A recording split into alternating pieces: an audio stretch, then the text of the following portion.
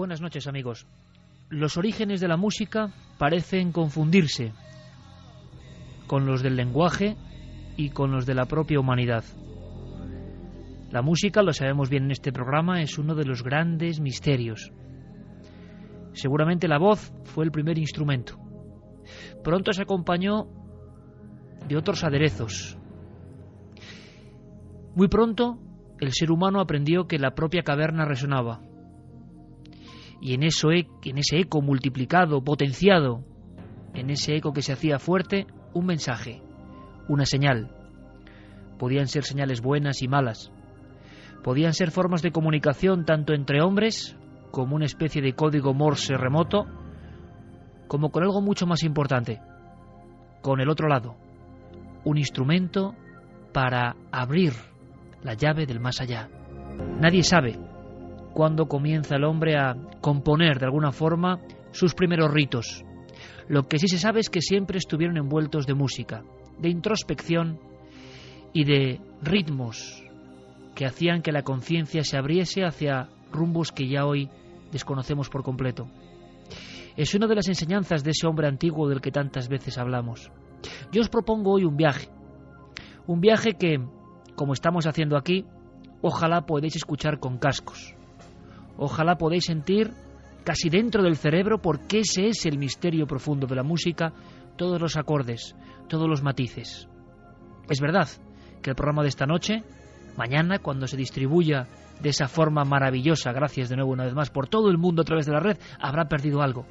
La compresión de los archivos hacen que la música se rebaje un tanto, que no tenga esa presencia que tiene ahora a estas horas exactas de la noche.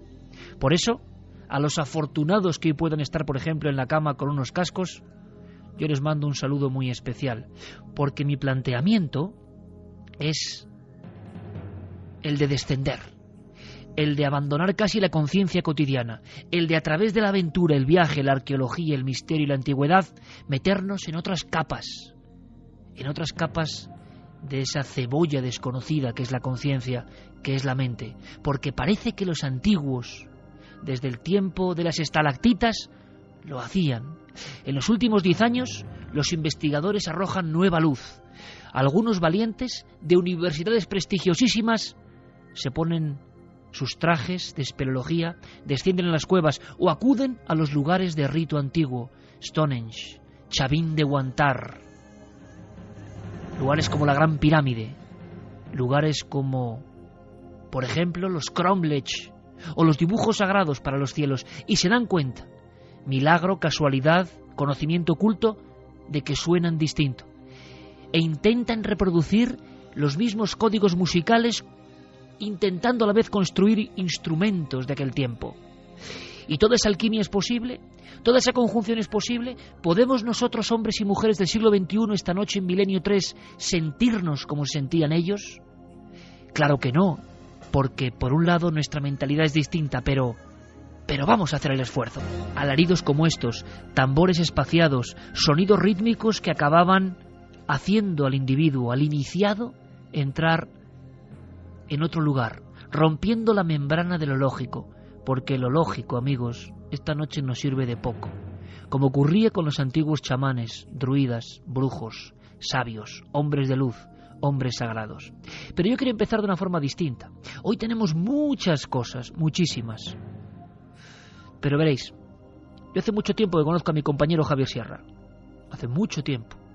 Yo creo que ya un par de décadas nos contemplan. Y os puedo asegurar que siempre me acaba sorprendiendo. Eso es un lujo. Su último reportaje, su último cuaderno sonoro, me puso los vellos de punta, la carne de gallina y la mente a punto de entrar en el umbral de ese lugar de trascendencia. Nosotros hemos lanzado ya una encuesta preguntando si la música puede generar esto, puede conectarnos con eso que perdimos, con esas esferas que existen pero que no son lógicas, pero en las que han viajado hombres y mujeres de todos los tiempos. ¿Podemos esta noche lanzar el anzuelo con la música? ¿Entrar en esas burbujas del tiempo y el espacio? Bueno, Javier hizo un cuaderno sonoro. Yo lo escuché con mucha atención y creo que merece la pena muchísimo que lo escuchéis y que luego entremos poco a poco en algunos de estos templos y que escuchamos abriendo el alma, escuchemos sintiendo. Este cuaderno sonoro concentraba una serie de estudios que van entrecruzándose como las aguas de un río. Estudios de diferentes lugares. Javier los unió de una forma, repito, excepcional. Yo quiero que entendáis cómo él juega con la música, que lo escuchéis. Abramos, pues, las tapas de este grueso cuaderno de tantos y tantos años de investigaciones, de viajes y también de músicas, ¿por qué no? Estamos investigando en la historia, estamos viendo piezas, documentos, legados, pero ¿y los sonidos? Son tan etéreos que no se pueden atrapar, pero seguro que significan cosas. Porque la música para todos vosotros, ¿verdad?, significa cosas. En nuestra pequeña o larga vida significa cosas.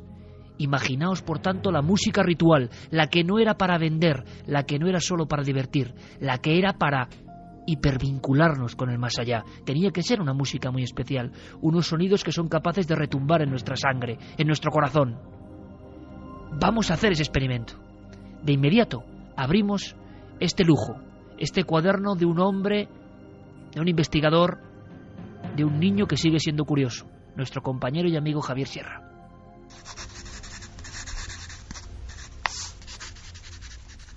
Hoy abro mi cuaderno sonoro para proponerles un nuevo viaje en el tiempo, pero no uno cualquiera. En esta ocasión volaremos al pasado más remoto, a la época en la que se levantaron algunos de los monumentos de piedra más grandes de la historia. Moles como Stonehenge o las grandes pirámides de Egipto, y cuya función exacta todavía hoy sigue siendo un misterio.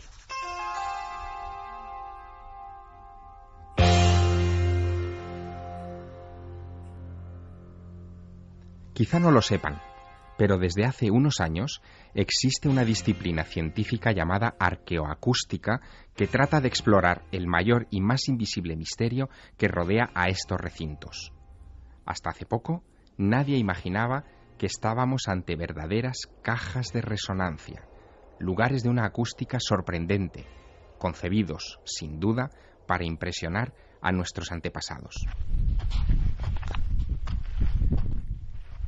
Tome asiento, por favor. Relájese y por un momento cierre los ojos e imagine que ha dado un paso atrás en la historia, hace más de 4.500 años. Nos dirigimos a pie, atravesando el desierto de Giza, a las afueras del Cairo, rumbo a la Gran Pirámide. Sobre la arena dorada el calor es sofocante. Rachas de aire hirviendo nos empapan de sudor. Queremos llegar al corazón de este monumento para presenciar algo excepcional. En la Cámara del Rey, gravitando en una sala revestida de granito rojo, bajo 9 gigantescas losas de 400 toneladas cada una, este recinto se nos va a revelar como una colosal cámara de resonancia. Escuchen.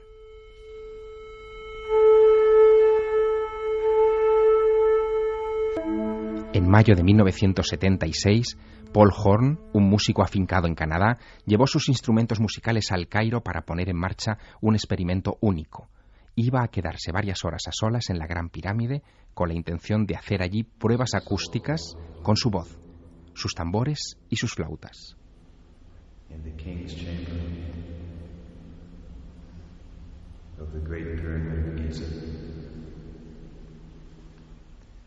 Horn ordenó apagar los fluorescentes para evitar zumbidos molestos.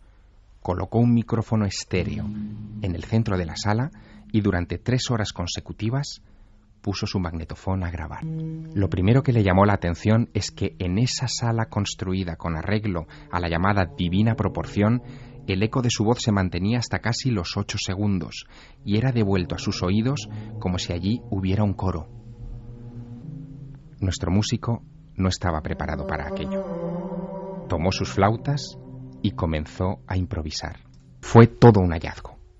Por unos minutos, la Gran Pirámide le pareció una criatura viva, que respiraba, con la que podía llegar incluso a comunicarse.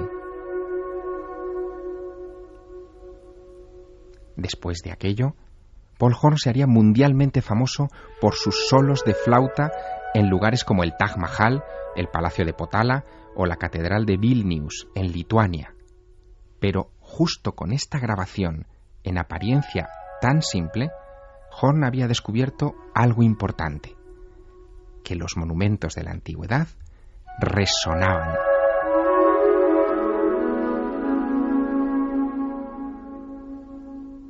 Una resonancia invisible hasta entonces, pero muy real, quizá imprescindible para comprender por qué estos espacios habían sido considerados sagrados en la antigüedad. Es el sonido de unas palmadas grabado con una sencilla cámara anecoica en condiciones asépticas, sin eco. Si viéramos esas mismas palmas en el lado derecho del anillo de piedras exterior de Stonehenge, escucharíamos esto que el Dr. Till ha grabado.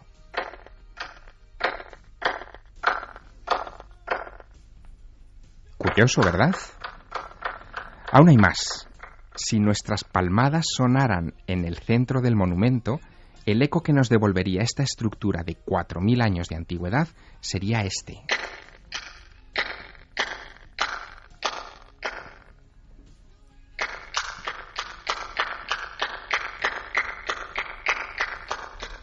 Ahora, por favor, imagínenlo con tambores. ¿No es increíble? Según el Dr. Till, una ceremonia ancestral en este lugar sonaría algo parecido a lo que se escucha bajo mis palabras. Su efecto en la mente de los participantes sería embriagador. El ritmo y la frecuencia penetrarían en el cerebro de los oficiantes y abriría su percepción a visiones y sensaciones que para un arqueólogo convencional son imposibles de concebir. Aunque desde hoy, para los que conocen este cuaderno sonoro, ya no.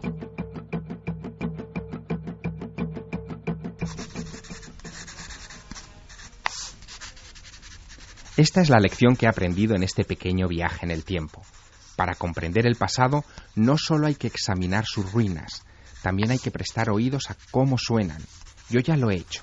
Escuchen sin ir más lejos esto. Esta es la acústica del sarcófago de Keops.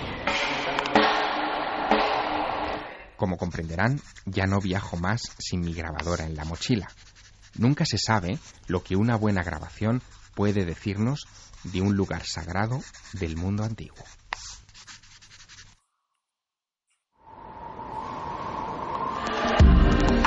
Nunca antes habías estado tan cerca de lo desconocido. Milenio 3. Cadena Ser.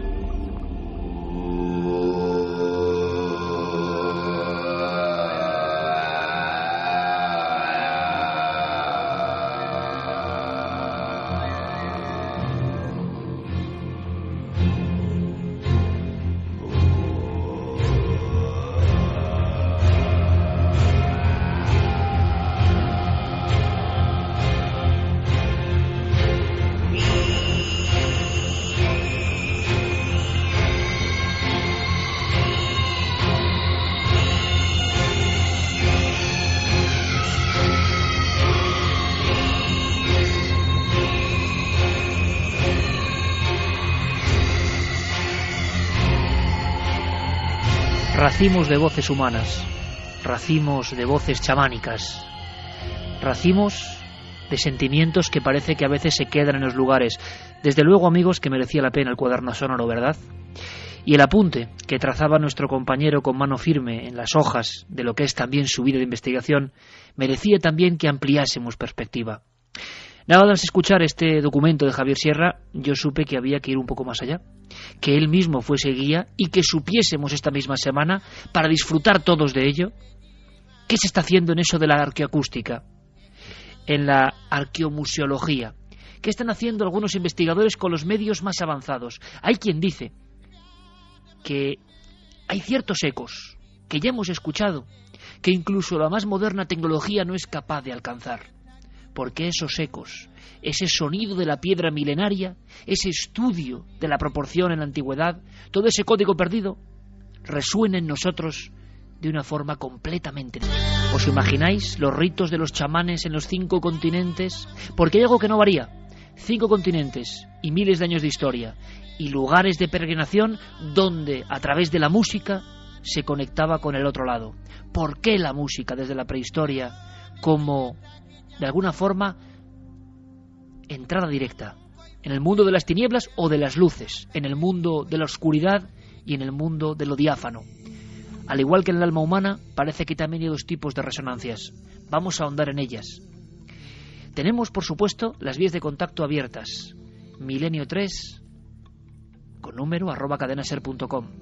En Facebook y en Twitter, por supuesto, las redes sociales directamente vinculadas con el trabajo de Guillermo León, recogiendo ya todas vuestras opiniones, porque, ojo, hoy, a través de todas las vías de contacto y, por supuesto, también del lienzo blanco en cadenaser.com, queremos saber no solo opiniones, sino, ya me entendéis, sensaciones.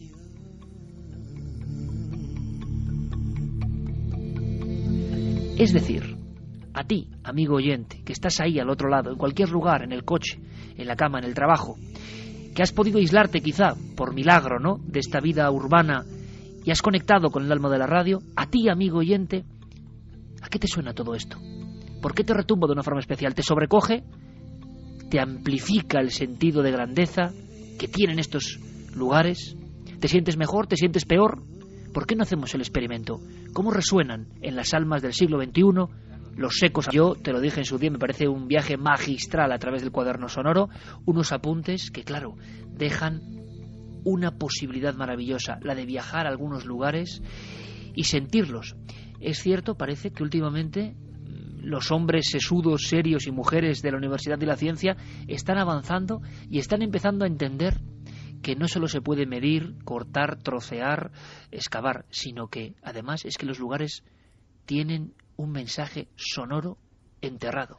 Bueno, han descubierto que lo intangible, es decir, aquello que no se puede someter al análisis de nuestros instrumentos, es tan importante como lo tangible. Y además se están dando cuenta de algo incluso contracorriente. Fíjate, Iker, cuando nosotros entramos en un lugar sagrado, al menos esa es la mentalidad que tenemos en el viejo mundo, ¿qué es lo que hacemos? Nos callamos, entramos en silencio, ¿cierto? Un silencio de respeto. A lo mejor lo que hay que hacer es cambiar esa, digamos, tendencia. A lo mejor lo que hay que hacer es, por ejemplo, dar una palmada o poner a prueba nuestra voz. Y si nos devuelve eco, estamos probablemente ante un lugar sagrado. Vamos a descubrir muchas cosas esta noche, Iker. Por ejemplo, cosas relacionadas con las cuevas prehistóricas. Empieza ya a conocerse y a tenerse por cierto que los lugares donde se pintaban las cavernas en la más remota prehistoria eran los lugares curiosamente con mejor acústica, el lugar donde el eco era devuelto a aquellos que lanzaban un mensaje contra las piedras y tenían probablemente la misma impresión que hoy, tantos siglos más tarde, seguimos teniendo, que son las piedras las que hablan. Pero ahora, si os parece, primer punto de viaje directo, queremos conocer, Javier, los últimos datos sobre un lugar sorprendente. Yo voy a dar datos que suenan realmente pues asépticos en este programa de tanto sentimiento, que es lo que importa. Los datos serían Chavín de Guantar. Los datos serían junto a la Cordillera Blanca, cerca del Huascarán, el gran monte sagrado de más de 6.000 metros en el pleno corazón del Perú. Los datos serían 327 a.C. Los datos podrían ser una especie de ídolo extraño de 5 metros y 53 centímetros, amenazador, con cabezas extrañas, con grandes dientes, colocado en un lugar singular, en un lugar iluminado tenuemente, en un lugar en mitad de un laberinto, exactamente igual que pasaba en la prehistoria. ¿Y qué pasa? ¿Que aquí también hay sonidos? Bueno, hay que saber más de este lugar porque en él, en este enclave, ha estado Javier Sierra y resulta que las universidades más prestigiosas como la de Stanford lleva ya tiempo trabajando en el mensaje sonoro, en el código musical que sale de ahí, en una especie de partitura que entendían, que dice algo y que ya no entendemos y que tenemos que escuchar. Pero ¿qué te parece, Javier, si simplemente como inicio viajamos hacia Chavín de Guantar con José Manuel Novoa, sin duda uno de los hombres que mejor conoce el Perú milenario, el autor de documentales como El Señor de Sipán o La Dama de Cao, años trabajando en Perú, excavando a nivel oficial en Perú. Y fíjate, Javier, tú lo vas a entender, nada le ha impresionado tanto como el encuentro con esos seres monstruosos en el laberinto subterráneo de Chavín de Guantar. Vamos con este guía y luego Javier coge el relevo. Nos espera el secreto de esa música sagrada que por algún motivo sonaba allí. Cuando tú llegas a Chavín de Guantar y ves al lado de la Cordillera Blanca, al lado del Huascarán, que es el pico más alto de todos los Andes peruanos, 6.000 y pico metros, y de repente encuentras un santuario allí donde lo importante no es lo que se ve desde fuera, sino los subterráneos. Chavín de Guantar está horadada. Lo importante es lo que hay debajo.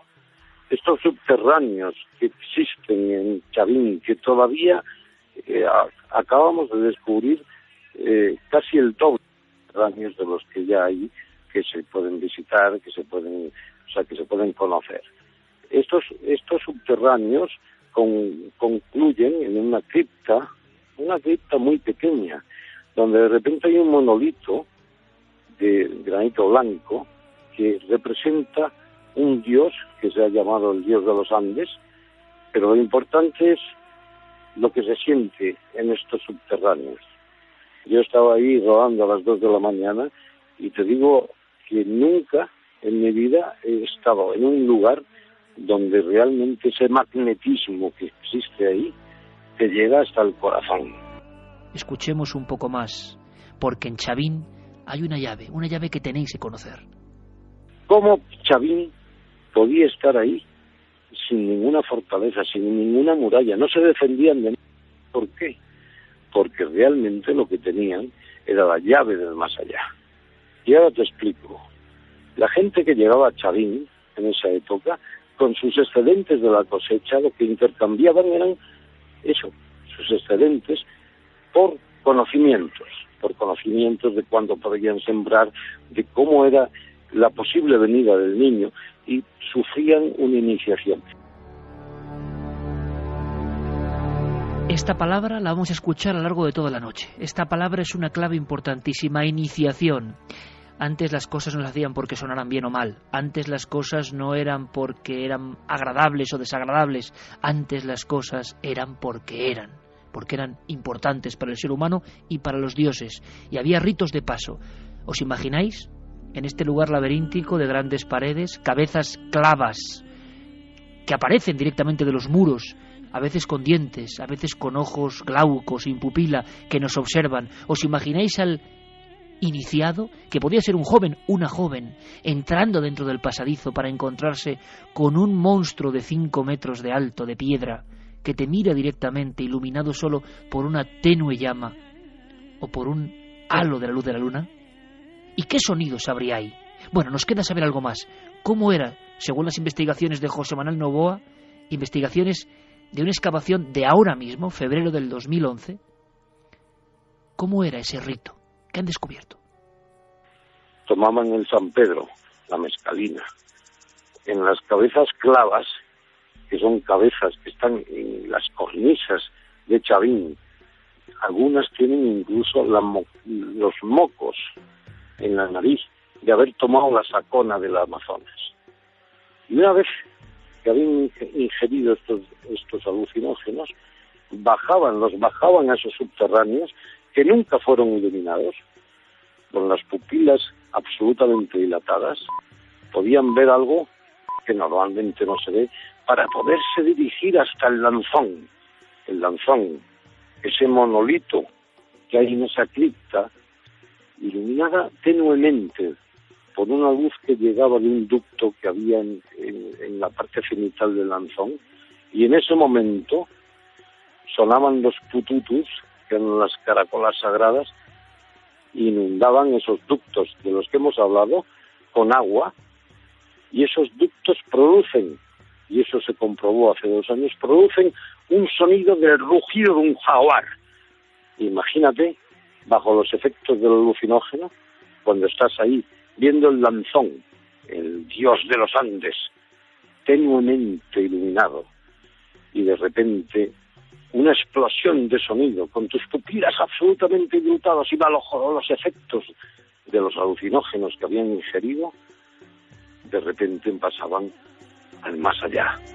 Pues así lo cuenta con esta vehemencia José Manuel Novoa, porque él ha estado a las 2 de la mañana a solas delante de ese dios de grandes colmillos, feroz, dios del inframundo quizá, el lanzón de Chavín de Guantar, lejos de todo y de todos, en una zona remota.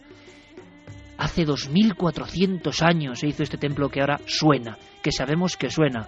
Javier, tú estuviste allí y solo perimetrando el lugar vemos que hay muchos más enigmas. Antes de saber cómo son los sonidos, te encontraste con historias absolutamente maravillosas. Me encontré con historias alucinantes, Iker. Chavín de Guantar está a unos 250 kilómetros al norte de Lima. Llegar allá en abril de 1999, que es cuando yo hice mi primer viaje al lugar, fue una aventura tremenda, pero valió la pena, porque allí me encontré con un personaje único, con Marino González. Tenía 85 años, él fue mi guía por todas las ruinas de Chavín, y él acababa de ser cesado por el presidente Fujimori como conservador y director de esas ruinas. Lo había nombrado protector vitalicio, pero este hombre se conocía aquel lugar como la palma de su mano. Él había visto algo que creo que es importante para ponernos en situación esta noche. Ese lugar fue inundado por un aluvión de barro en 1945. Hasta el año 45 estaba despejado. Todo el mundo sabía más o menos dónde estaban los edificios y los subterráneos, pero en el 45 quedó anegado en el fango, y durante años y años, décadas y décadas, se ha estado excavando sobre lo que recordaban los ancianos y también sobre lo que recordaba Marino González. Lo que no se podía esperar, don Marino, que desgraciadamente ya ha fallecido, lo que no se podía esperar es que en uno de aquellos reductos, en uno de aquellos pasadizos subterráneos de los que vamos a hablar esta noche mucho, se habían encontrado quizá las pistas para descifrar el enigma. Habían encontrado, Iker, restos de gigantes. Escuchamos cómo me lo decía Marino en aquel abril del 99. Hay una galería que no se puede continuar con el descubrimiento porque hay vigas caídas, rajadas, que no se puede continuar. Hay encontrado restos humanos que debe ser Chavín. Midiendo el fémur, se ha comprobado que ha llegado a tener la estatura de 2 metros. ¿De 2 metros? De 2 metros. Así que este dato se confirma con los datos de los cronistas del 1554, Cieza de León, Vázquez de Espinosa. Dice que los habitantes de Chavín eran gigantes.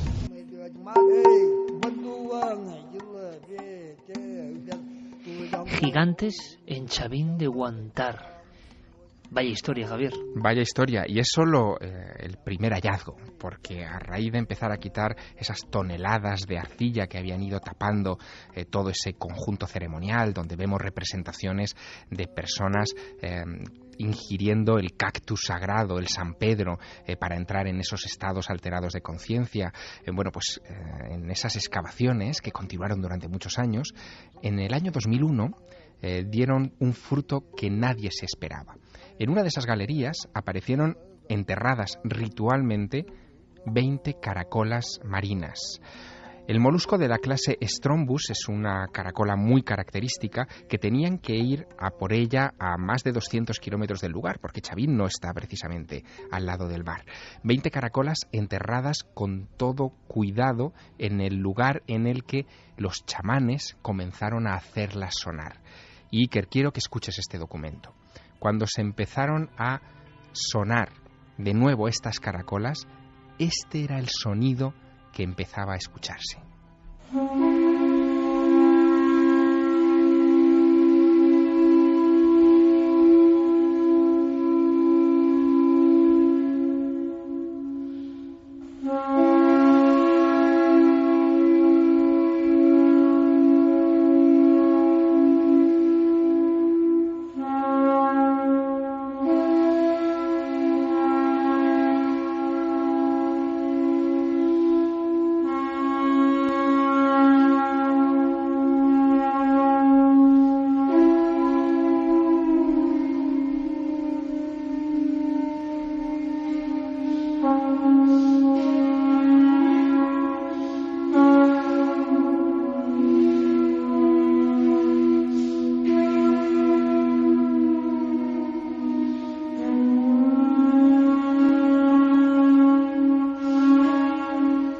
No es difícil imaginarse el impacto, ¿verdad, Iker?, que podía causar esto estando en el interior de esos túneles. Hombre, ahora mismo cientos de miles de amigos están escuchando las entrañas del templo más enigmático, quizá del norte del Perú, Chavín de Guantar, y que ellos se imaginen delante de esa figura, de una figura tremenda, que le pongan los ojos, los dientes, la cara que ellos quieran, que se imaginen en ese pasillo estrecho, oscuro, claustrofóbico, a solas. Escuchemos un poco más, Javier.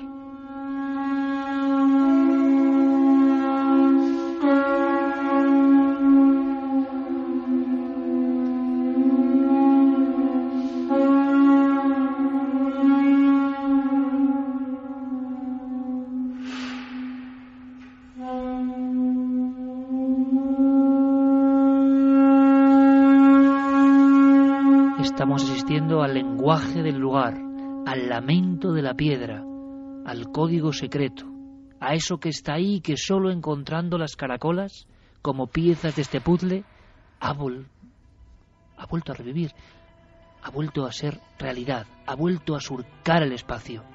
Nos parece increíble tener en la radio estos documentos. Están ahí y generan sensaciones.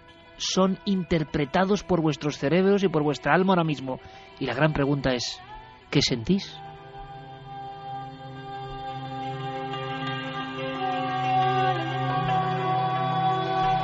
En Chavín suena un lenguaje extraño y vamos a saber algo más. Últimos datos que trae Javier Sierra, pero antes, Carlos Largo, compañero, buenas noches. Buenas noches, Iker. Bueno, impresionante el sonido de una caracola. Claro, para muchos, científicamente, simplemente el sonido de una caracola. Para las culturas antiguas, nada de eso. El hablar de la piedra, del pasado y seguramente de las ánimas que siguen ahí en creencias antiguas, que nos hablan, que nos dicen cosas.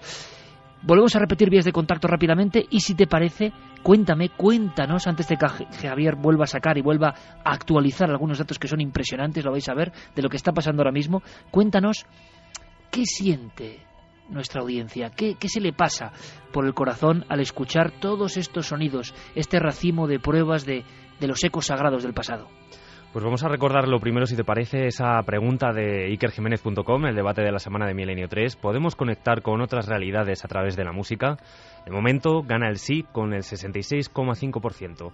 Y esas vías de contacto que también recordabas, milenio3 con número @cadenaser.com, nuestro correo electrónico, también las frases de los oyentes en cadenaser.com y las redes sociales, en Facebook, en Twitter y en Google+.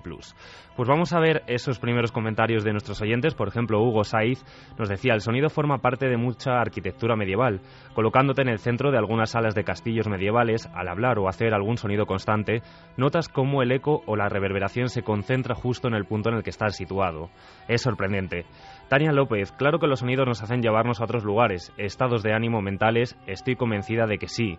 Edvan también comentaba: sí, la música puede elevar nuestro espíritu y sincronizarnos con lo sublime o transportarnos a nuestros peores miedos. Alberto Castillo también decía: Iker, los ecos me suenan y me impactan, es impresionante el eco de la pirámide, te transporta a otra dimensión realmente. Por ejemplo, Ibi también decía que en el desierto de Atacama existen las piedras campana. Al ser golpeadas suenan como el tañido de las campanas. Alonso nos escribía desde Suecia. Nos decía que en la soledad de esta noche, la majestuosidad de la noche, el tema de introducción sobre los sonidos de sitios milenarios es estremecedor. Eris también nos decía: música y poesía se entrelazan en el ritual chamánico. Sonido y ritmo, más nombrar aquello que no está presente, te acercan a lo espiritual. Fue el comienzo de la magia y la conexión con lo sagrado. Pues perfecto el resumen de momento. Experiencias estremecedoras, mágicas para otros, imagino que maravillosas para muchos, inquietantes para algunos. ¿Por qué no? Hay una mezcla de todo eso. Seguimos muy atentos, por supuesto, a lo que vosotros opinéis y sentís esta noche tan especial, tan de experimentación, con muchas novedades luego. Lo vais a ver, y sigue nuestro camino porque queremos saber de la Gran Pirámide y queremos saber de otros enclaves concretos que resuenan y tenéis que estar allí con nosotros. Pero Javier, aunque sea de una forma, como tú sabes, casi en titulares, tienes que contarnos lo que ha pasado hoy mismo. Has logrado conectar con investigadores que están haciendo experimentos ahora mismo en Chavín de Guantar. Esto sí que es una exclusiva que muchos medios arqueológicos ni siquiera conocen. Pues sí, he podido contactar finalmente con investigadores de la Universidad de Stanford, en Palo Alto, en California. Fíjate, a raíz del descubrimiento de aquellos pututus, de esas conchas que hemos escuchado en 2001, un equipo de científicos de la Universidad de Stanford, del Centro de la Universidad de Stanford para la Investigación Informática de Música y Acústica, desplazaron varios equipos durante un par de campañas a ese lugar para grabar los sonidos que hemos escuchado y para estudiar cómo esas galerías de perfil bajo, de baja estatura, son, toda una caja de resonancia. Es como meterse dentro de un enorme instrumento musical. Pero fíjate, Iker, lo que es la investigación con mente abierta.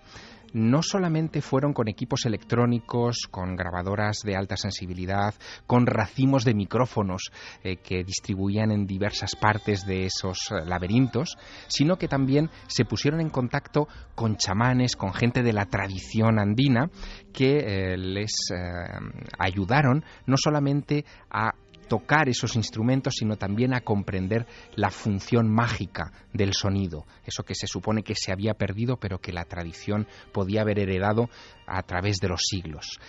Y he podido hablar con dos personas importantes hoy mismo, Iker.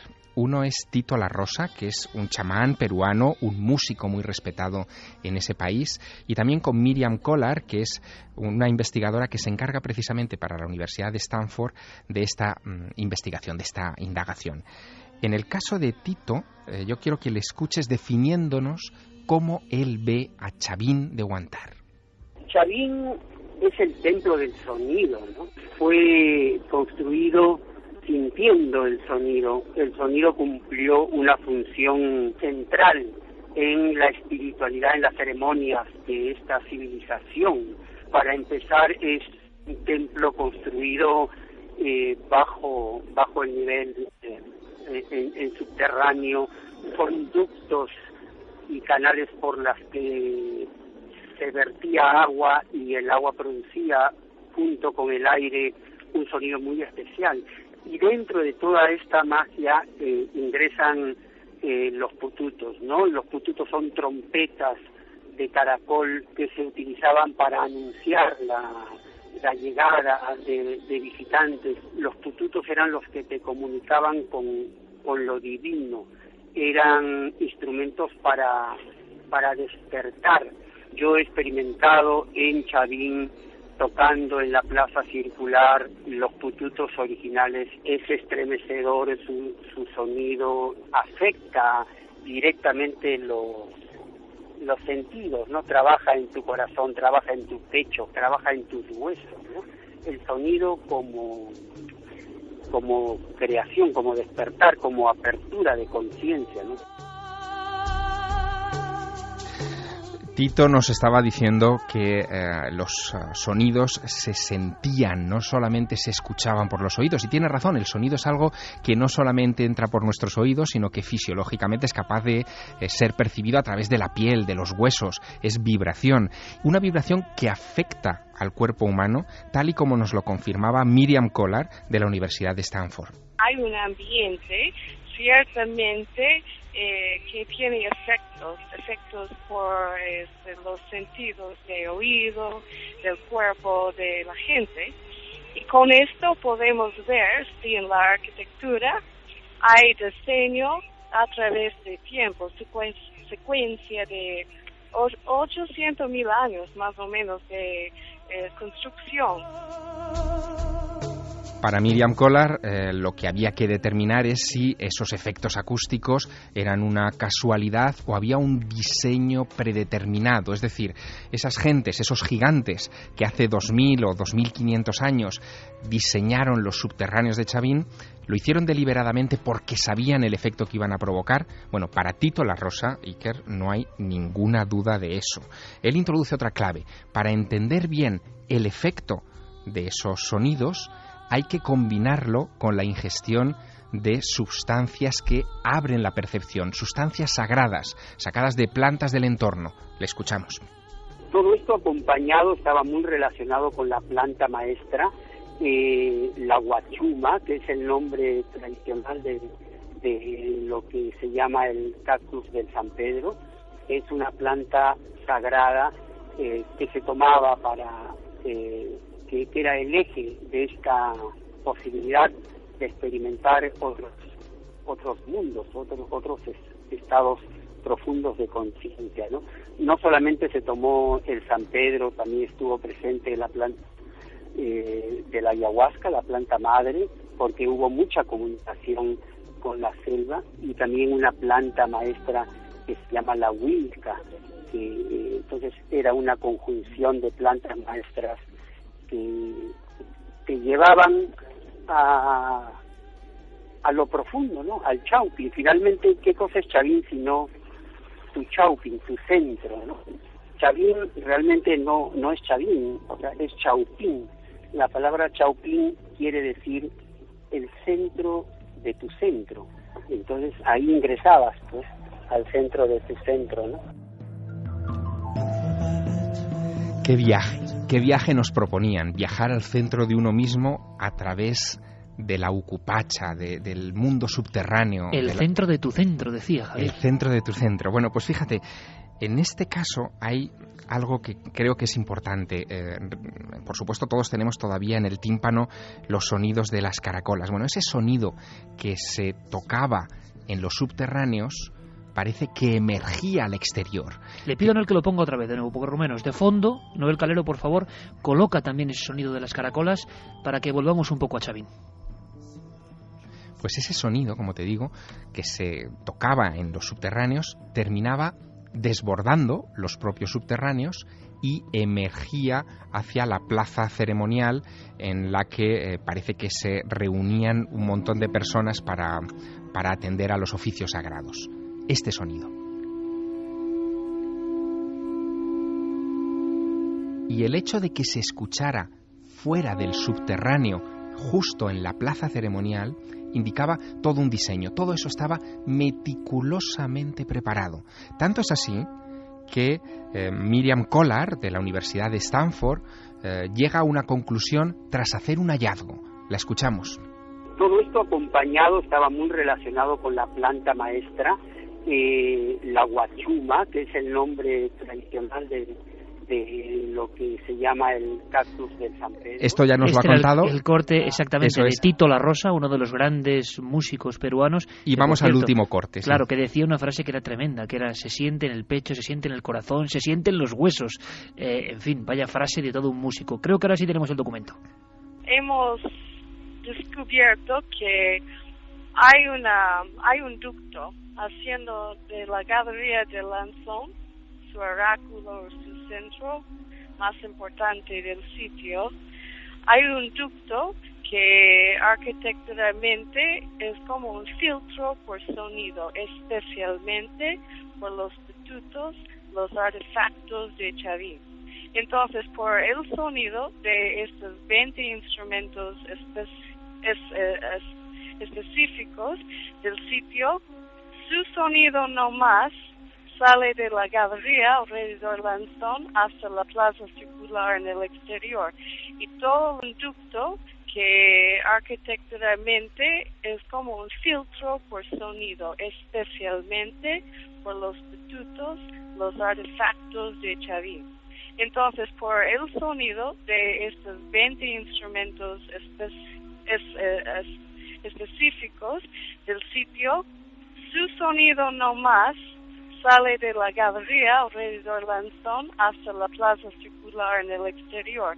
Y todos los otros sonidos no mueve, no llega. Entonces, por esto, pensamos que en su arquitectura podemos ver un diseño especial por los estatutos conectando al Lanzón. O sea, Javier, un diseño muy concreto, muy específico para que suene exactamente como estamos escuchando ahora. Y solo esto, Iker, es decir, si alguien tocaba un tambor dentro de esas galerías, el sonido del tambor no emergía. Es como si se hubiera preparado aquello, con sus ángulos y sus recovecos, para que solo rebotase el sonido de estas caracolas. Es como una especie de gran coro, de coro ancestral, de coro que se te mete dentro del cuerpo. Claro, hay que vivirlo allí. Pero, fíjate, me gustaría agregar un elemento también inquietante, dando un salto, Javier. Chavín de Guantar y las investigaciones de la Universidad de Stanford, ni más ni menos, que Javier ha arrancado un poco de ese secretismo con el que se vuelven algunas cosas y nos la trae para que podamos disfrutar de todo esto. Esto no es casual. De alguna forma los ingenieros acústicos están viendo que los antiguos diseñaban todo esto por algo. Y claro, como decía el músico Tito La Rosa, cuando uno está ahí de noche a solas con esa música, siente cosas indescriptibles, inefables. La palabra no llega. Pero quiero, para agregar como un aldabonazo tremendo, a las 2:21 de la madrugada, que escuchéis algo que me ha puesto la carne de gallina en otro sentido. Damos un salto, pero seguimos en América. Le voy a pedir a Noel que nos ponga, por favor, el corte 10. El documento 10 pone silbatos de la muerte.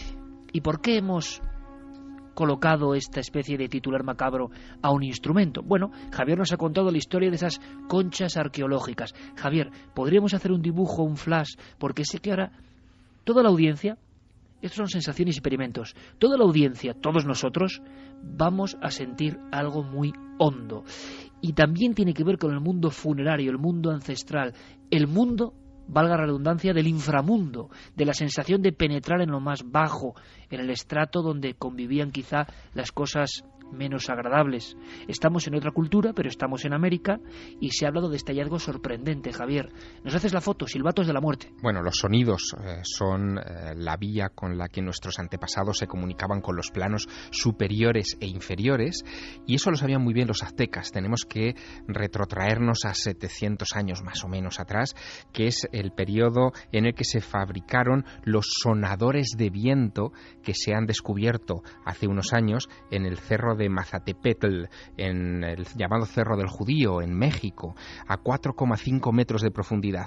Se trata de una especie de, vamos a llamarlo así, como silbidos o como silbatos pequeños de barro que caben en la palma de una mano, que tienen el aspecto de una calavera por la parte exterior y que habían permanecido sin recibir aire ninguno durante siglos. El caso es que los arqueólogos que lo descubrieron, comandados por el doctor Roberto Velázquez Cabrera, se atrevieron a hacer un experimento con uno de ellos. Uno en particular estaba especialmente en buenas condiciones. Todo su mecanismo fonador estaba intacto y se atrevieron, Iker, a soplar. Soplando a través de ese instrumento, descubrieron que estaban ante un llamador de los muertos, un silbato de la muerte. El sonido que emite lo que vamos a escuchar a continuación parece que se ejercitaba en el momento previo a los sacrificios humanos para abrir el camino del más allá al alma de aquel al que le estaban arrancando el corazón. El sonido, Iker, estremece.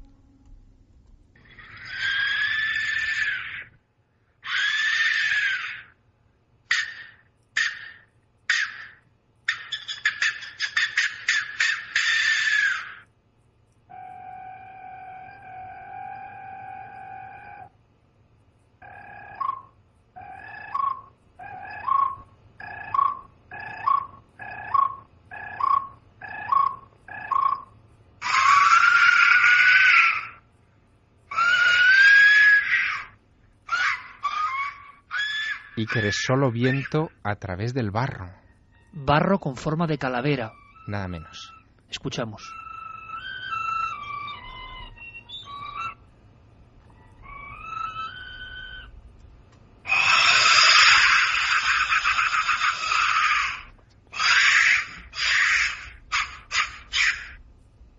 Sonido percutiendo el interior de uno de estos silbatos intactos de la muerte. ¿Es arqueología o es algo más? Yo, escuchando esto, me estaba imaginando esa iconografía poderosísima, riquísima del mundo, del inframundo, de los demonios de los aztecas, caminando en peregrinación, en hilera, quizá dispuestos al sacrificio, y a veces entre los vivos una calavera que ríe, que nos mira riendo, y parece que escucho su carcajada con esto.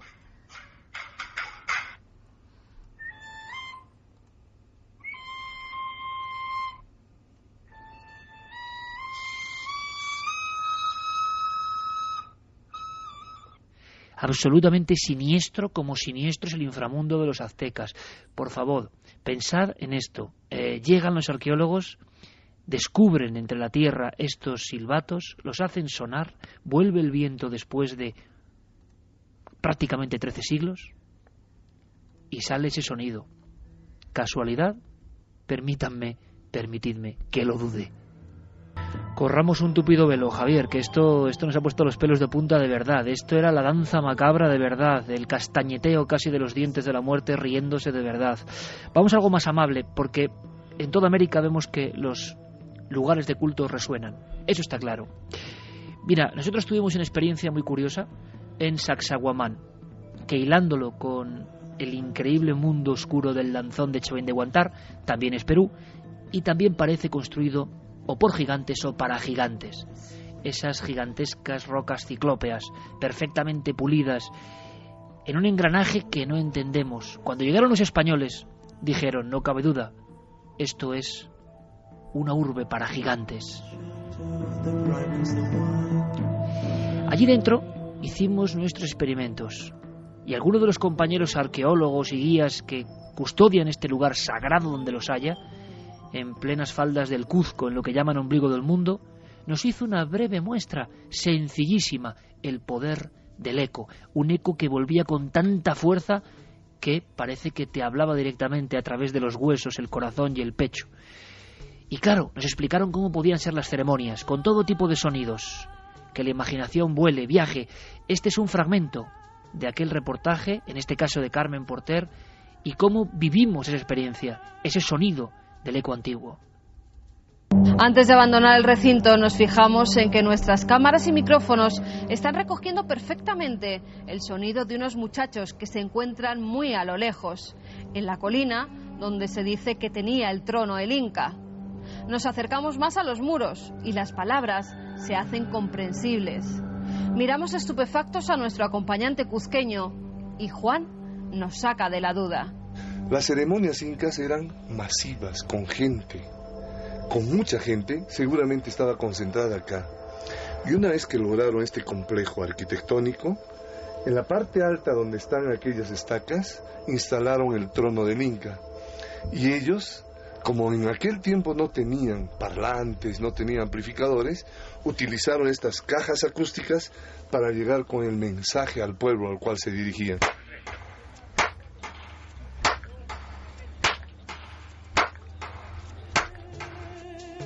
Un eco que parece el doble, el espíritu, la sombra, lo que te acompaña, que te devuelve el sonido. Y claro, ¿cómo podía ser interpretado en la antigüedad?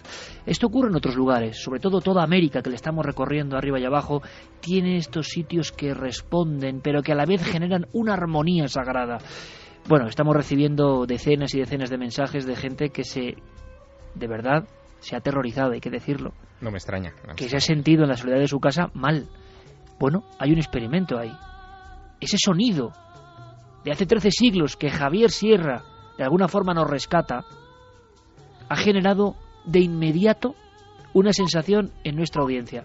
Yo lo digo, mañana todo esto estará taimado, reducido, de alguna forma el empaque del sonido directo a través de las ondas de la radio no es lo mismo que a través de la compresión de Internet. Y yo quiero que los que mañana nos escuchen, 1 millón de descargas mensuales ya a través de la red en ikerjimenez.com y en cadenaser.com, yo quiero que lo entiendan, quiero que lo entiendan, que a veces merece la pena el esfuerzo de estar a estas horas para sentir en el cerebro, y si es posible con los cascos, indicación que hacía Javier Sierra, estos sonidos. Luego si queréis, no lo sé, ponemos de nuevo los silbatos de la muerte, que es algo que te hace que el corazón salga casi por la boca, sinceramente.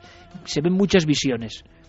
¿Qué visiones tendrían en aquel tiempo con estos sonidos? Bueno, sigamos en México, Javier, ¿te parece? Seguimos. Porque hay otro sonido, el sonido del quetzal.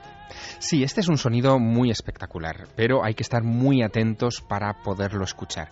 Nos tenemos que situar en el templo de Kukulcán. Es casi, si me permites, Javier, como una psicofonía, ¿no? Hay que estar muy atento al sonido de fondo. Sí, lo vamos a repetir para que se perciba bien, pero nos trasladamos al pie de una de las escaleras del templo de Kukulcán, de lo que llaman el castillo en Chichén Itzá, en ese lugar en el que, se puede ver cada equinoccio, tanto de primavera como de otoño, como las sombras de la escalera conforman el perfil de una serpiente. Seguro que muchos lo han visto alguna vez en telediarios o en televisión, en reportajes. Bueno, pues en ese lugar, si uno se acerca a los pies de la escalera y da unas palmadas, va a recibir un eco muy curioso. No es el eco exacto de la palmada. Lo que recibe es lo que parece el canto de un pájaro muy determinado, del quetzal, que es un pájaro muy de la zona y por supuesto pájaro sagrado. Quetzal, Quetzalcóatl, el dios, la serpiente emplumada, es fundamental para entender la religiosidad y los ritos de todo ese lugar, pero para percibirlo tenemos, como te decía, que estar muy atentos. Vamos a pedir que nos quiten la música, vamos a escuchar esa palmada e inmediatamente después de la palmada el eco que se escucha parece un pájaro que empieza a cantar. Lo escuchamos.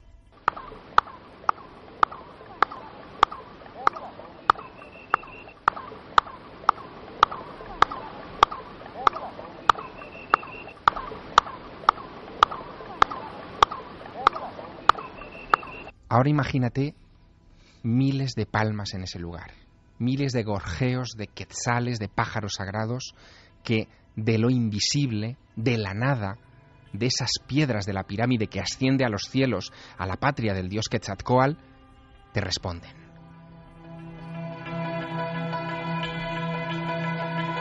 No podemos dejar América, el continente de los misterios, porque nos espera la Gran Pirámide. Aunque sea en una primera ojeada, tenemos que penetrar en sus secretos sonoros. No podemos dejar América, digo, sin saber algo más de los silbatos de la muerte.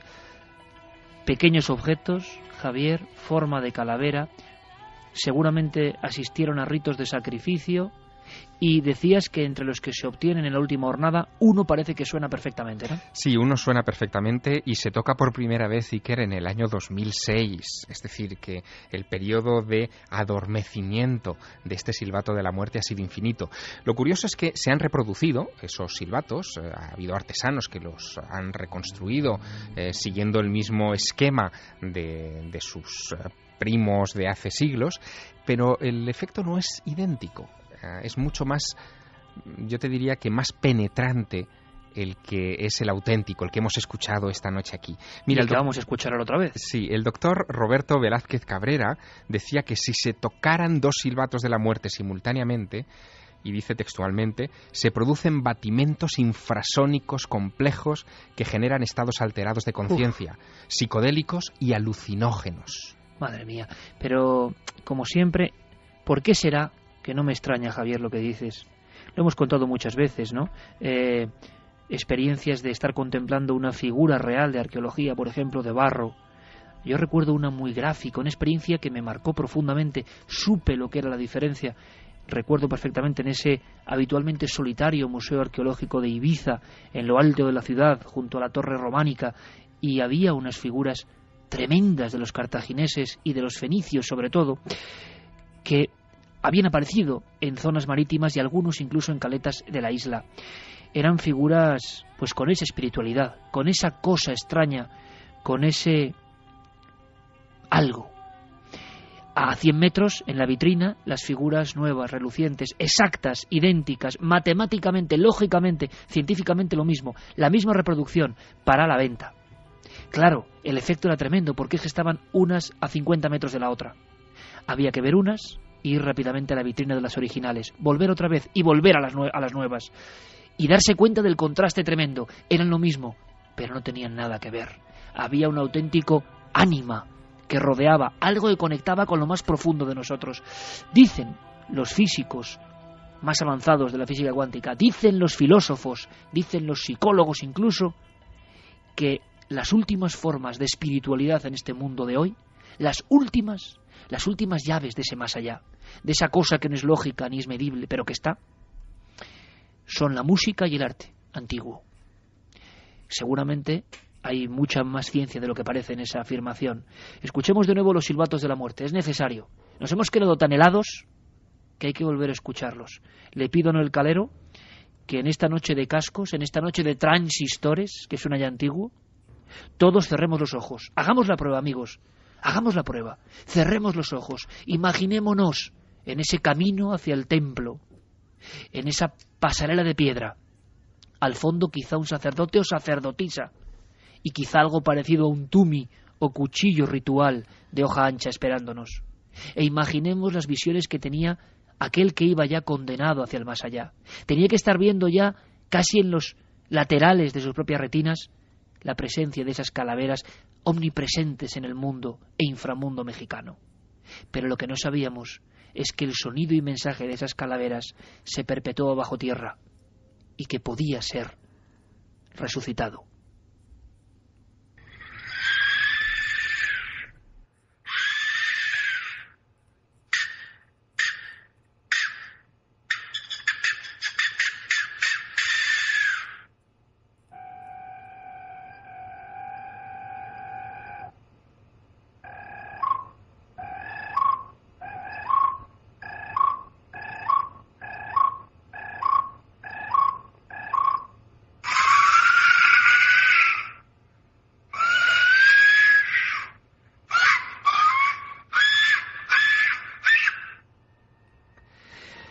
Creo que es suficiente, pero parece de verdad la risa de la procesión de los muertos y nos deja el alma Qué fuerte es la arqueología, qué fuerte es lo sagrado, que es capaz de sorprendernos. Iker, lo que estamos... En un mundo donde casi nadie se sorprende de nada, ¿eh? Eso es, Iker, lo que estamos escuchando en realidad son llaves. Se nos están abriendo las puertas de la percepción a esos otros mundos. Y esto que hoy en nuestra visión racional nos lo prohibimos, en el mundo antiguo era tenido por dogma. Lo invisible es lo que nos conecta con el más allá, con los dioses. ¿Y qué hay más invisible y a la vez más impactante que el sonido?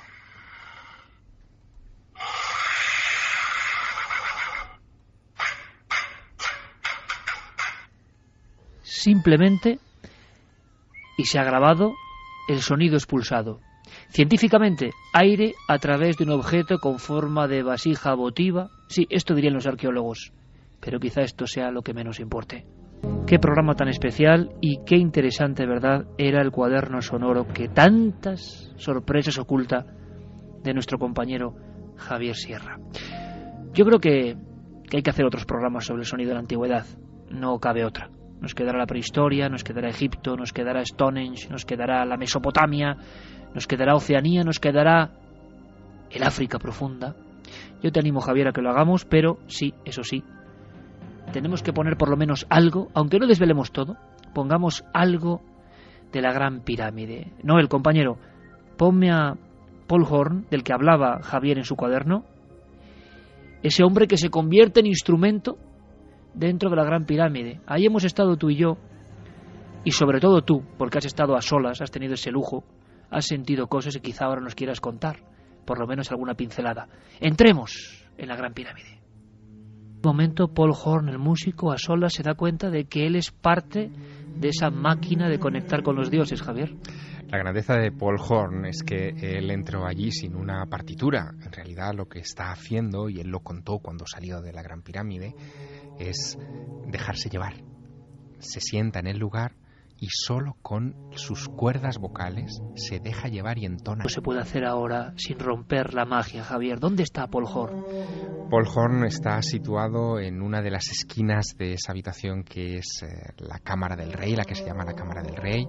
Hay solamente una pieza de mobiliario allá adentro, que es un sarcófago de granito rojo, y en el centro de la habitación, a unos pasos de ese sarcófago, él ha colocado su micrófono. Es un micrófono de alta sensibilidad, conectado por un cable largo a su grabadora, y ahí ha dejado simplemente que las bobinas empiecen a rodar.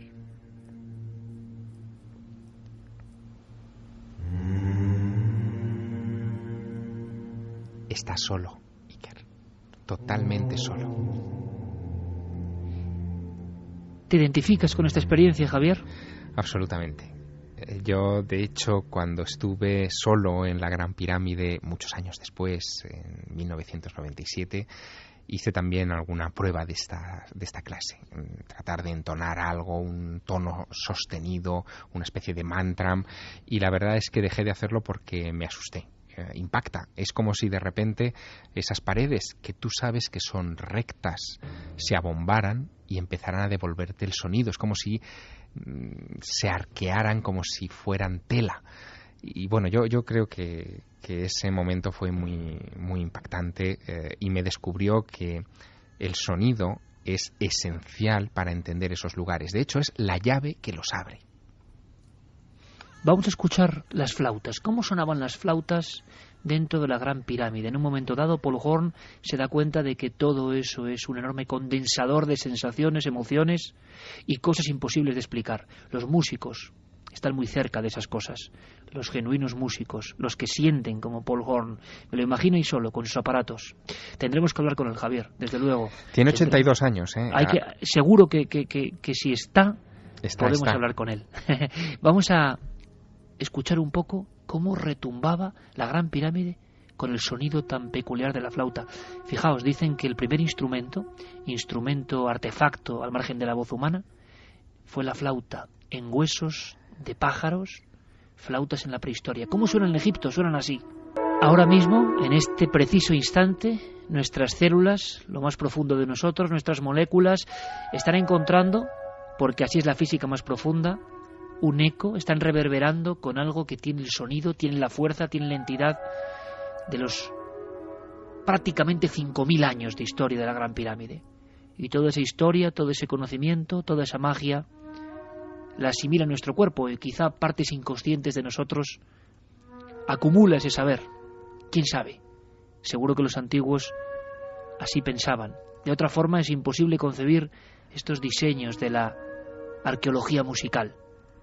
Ha sido un breve viaje porque, viendo la perspectiva que se abre con todo esto, Javier, tenemos que ahondar, tenemos que recorrer los 5 continentes y tenemos que traer a nuestros amigos más piezas que nos hagan casi rebrincar como esta noche. ¿Qué te parece?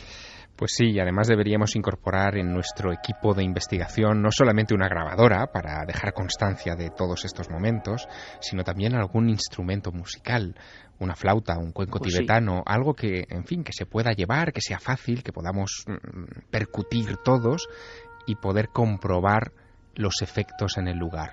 Déjame contarte que Paul Horn graba unos años antes de este disco otro que se llama Inside en el Taj Mahal en 1968, en ese año en el que en torno al Taj Mahal y en torno a la cultura india se reúnen muchos artistas. Ahí está Shirley MacLaine, están los Beatles, Paul Horn está en medio de toda esa vorágine y en ese momento conoce al gurú Maharishi y a la meditación trascendental y todo lo que ello implicó en la cultura pop, pero en vez de decantarse por lo que hicieron estos otros artistas, él quiso comprobar que el sonido ayudaba a la meditación. Grabó un primer disco en el Taj Mahal del que vendió 750.000 copias. Eso es nada, o sea, en el año 68, y a partir de ahí se propuso ir recorriendo poco a poco todos los lugares importantes sagrados del mundo. Y se dio cuenta de que no todos tenían esa resonancia. Le costó encontrar otros como la Gran Pirámide o como el propio Taj Mahal, pero en su esfuerzo ha pasado varias décadas recorriendo todos los lugares y llegando a conclusiones muy curiosas. Por ejemplo, que hay puntos en la naturaleza no construidos por el hombre, sino por los dioses, que también resuenan como esto que estamos escuchando. Perfecto, el colofón. Se abría esta historia, esta viñeta del pasado y del presente y del futuro con el cuaderno sonoro. Hemos disfrutado enormemente y nos guardamos, os lo aseguro amigos, un sinfín de documentos, de sonidos, de historias y de sensaciones. Javier, ha sido un auténtico placer, de verdad, y por eso tú y yo siempre llevamos música a cualquier lugar, ¿verdad? Es uno de los secretos que nos hace vivir las cosas con esta intensidad. Un auténtico honor, compañero. Gracias por enseñarnos este mundo y te aseguro que seguiremos indagando, pero es que eso es lo que ocurre, son las 2:47. ¿Y tú sabes lo que pasó a las 2:47 de hace 100 años? ¿Qué pasó? ¿No te imaginas? Sí, me lo imagino. 1.500 almas en apuros, en serios problemas. El Titanic, ahora mismo, justo ahora, y tiene que coincidir con Milenio 3, claro, ocurrió la tragedia. Solo puedo daros las gracias en nombre de todo este equipo, ¿verdad, Javier? Por el eco impresionante del programa Titanic del pasado domingo. Gracias de todo corazón. Luego hablaremos de eso, pero Carmen ha elaborado un informativo especial de noticias completamente desconocidas que se han sabido en los últimos días, que ni siquiera nosotros recogimos, y hay que emitirlas exactamente ahora, en el momento justo hace un siglo de la tragedia más mediática quizá del siglo XX, hay que decirlo. 100 años de misterios del Titanic que continúan. Javier, un honor y un placer, amigo, como siempre. Que siga la investigación y que siga la pasión. Un abrazo grandísimo. Otro para ti y seguirá el viaje. Personas nos han dicho que si ya estaba todo contado del Titanic, al ver el programa descubrieron que no, evidentemente. Lo increíble es que sigue habiendo aluvión de informaciones. ¿Qué os parece, amigos, si después de este viaje por los sonidos absolutamente a flor de piel, y luego quiero que Carlos me cuente vuestras sensaciones, nos marchamos de viaje con Carmen en este caso, en una embarcación pues también llena de alma que persigue al Titanic y que lo observa? ¿Es posible que en estos días, que hasta ahora haya nuevas noticias a la hora exacta del impacto, del extraño impacto con aquel iceberg que rajó el casco del Titanic? Sí, hay noticias y por eso, un siglo después, informativo especial en la SER. A esta misma hora, hace 100 años, en las frías aguas del Atlántico, a 400 millas de Terranova, se hundía el buque de los sueños, el transatlántico insumergible, el Titanic.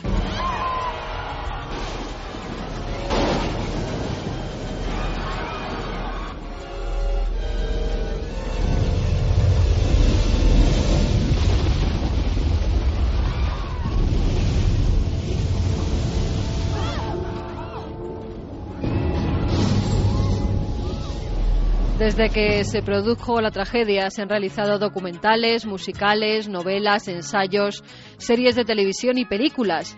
La primera de ellas solo un mes después de que el barco se hundiera.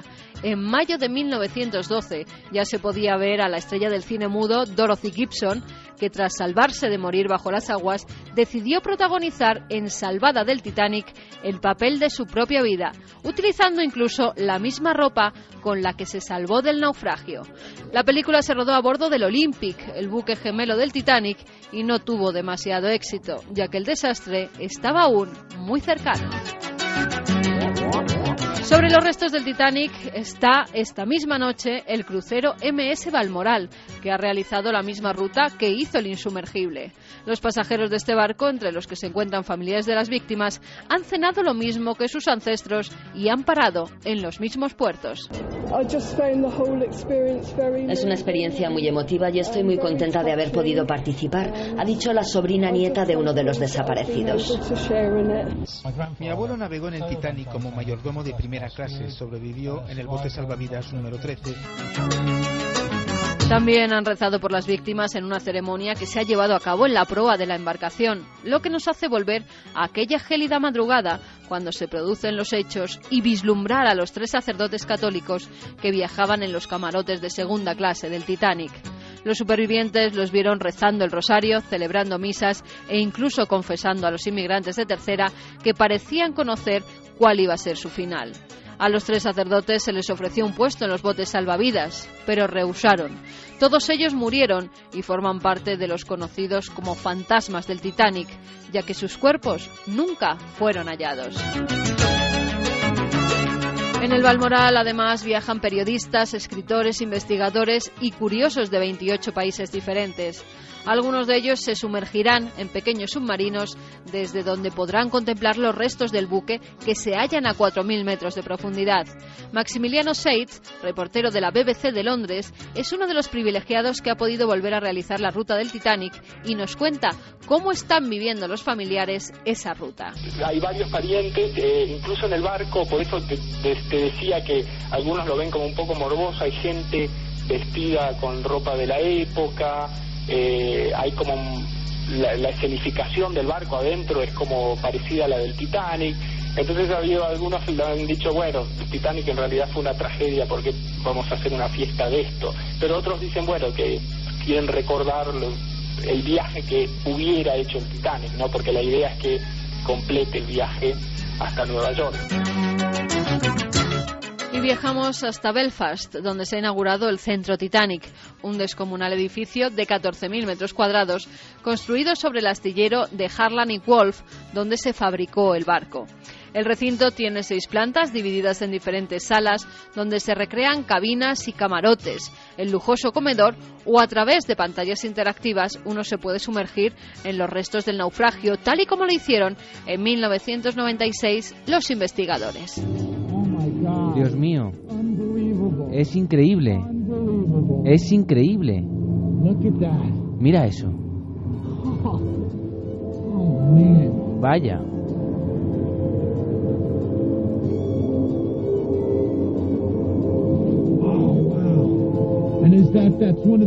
Esa es una de las grúas que utilizaban para levantar las anclas, ¿no?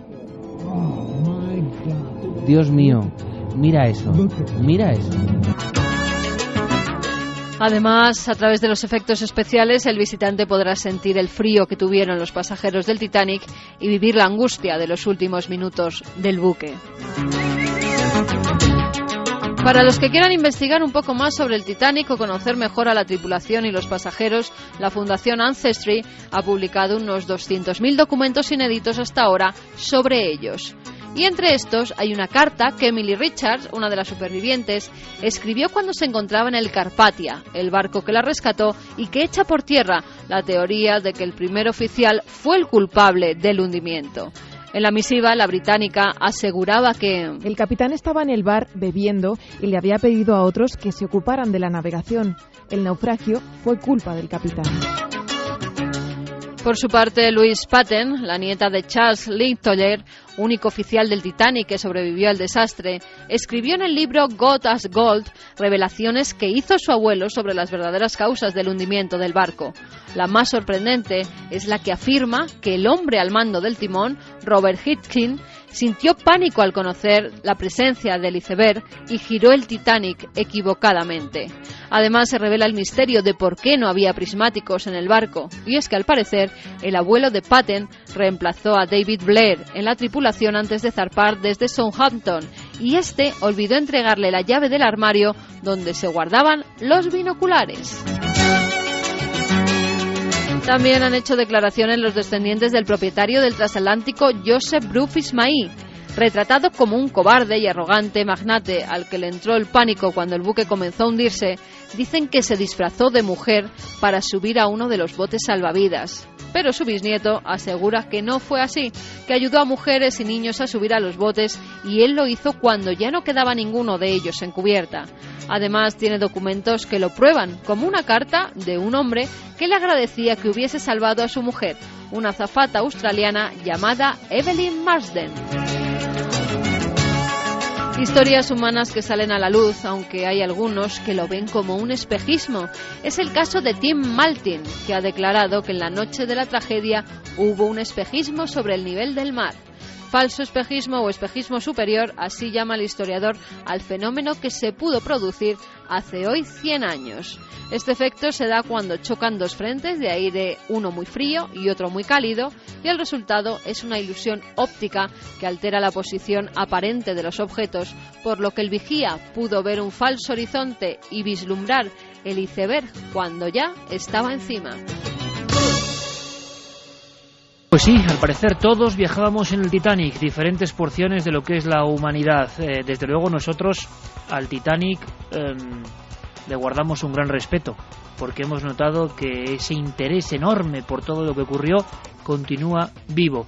Y quiero ampliar esas gracias.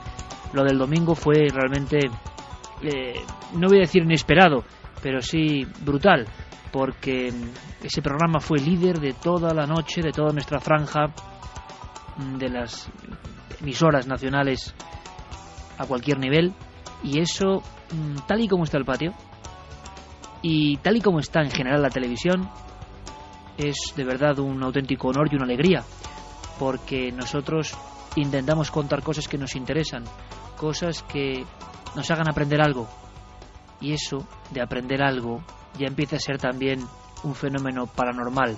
No es conseguir audiencia quizá de cualquier forma, es hacerlo siendo fieles a lo que nosotros creemos. Yo quiero agradecer a los muchos millones de personas que vieron por lo menos una hora del programa del Titanic. Y quiero agradecer a todo este equipo, del primero al último, que trabaja con todo el entusiasmo, con toda la fe, con toda la alegría, conscientes de que es una aventura fantástica. Es como un cuento hecho realidad esto de contar cosas al público, a nuestros amigos, a nuestra familia, así la consideramos. Creo que es el 33º EGM que vivimos, justo ahora que cumplimos 10 años, 11 temporadas, dentro de poco la efeméride, y un ascenso de unas 80.000 personas, que nos deja en nuestra nueva franja horaria una cifra de 478.000 oyentes y más de 1 millón de descargas mensuales a través de ikerjimenez.com y cadenaser.com. Son números que nos ruborizan de verdad. No sé si lo merecemos, pero gracias por todo este cariño. Eso también es un misterio. Procuraremos estar a la altura. Ahora las noticias y después mucho más. Milenio 3. Buenas noches, 10 y 31 minutos. Vamos a dedicar nuestro programa en directo, Milenio 3, a unos sucesos que han venido soliviantando la tranquila vida de la isla de Mallorca.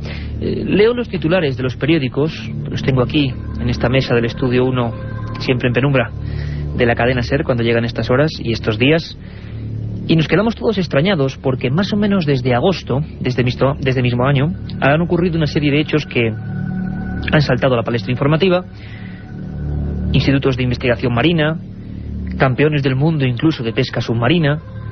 Las personas que en definitiva saben muy bien lo que es el fondo de las profundidades hablan de un sonido seco, de un sonido concretamente como un tubo metálico grande que cayese al fondo y que retumbase en diferentes fases. Eso es lo que hablan las personas de Mallorca. Nadie todavía a día de hoy ha puesto el broche o el fin a las investigaciones. Se están haciendo todo tipo de pesquisas a todos los niveles. Hay incluso personas que afirman que desde el año 78 y 79, justamente en el lugar de los sonidos, ha habido un sinfín de sucesos ovni. Y de eso, hay que decirlo así, con todo el escepticismo, pero con toda la realidad, hay un sinfín también de titulares de periódicos de la época.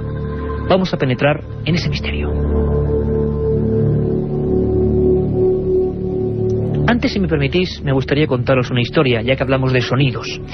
No es algo nuevo. Incluso en nuestro país ha habido personas tan normales como ustedes, como vosotros, como yo, que han llegado a grabar.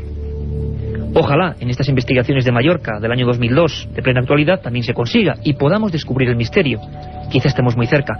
Pero hubo personas, gentes, que lo hicieron ya mucho antes. Quizá casos que no han saltado nunca a la primera plana y que hoy, de alguna forma, pues les hacemos justicia, comentándolos aquí en Milenio 3 en la cadena SER. Uno de esos casos fue el de un seminarista de Logroño, entre la noche del 20 y el 21 de junio de 1972. Su nombre era Javier Bosque.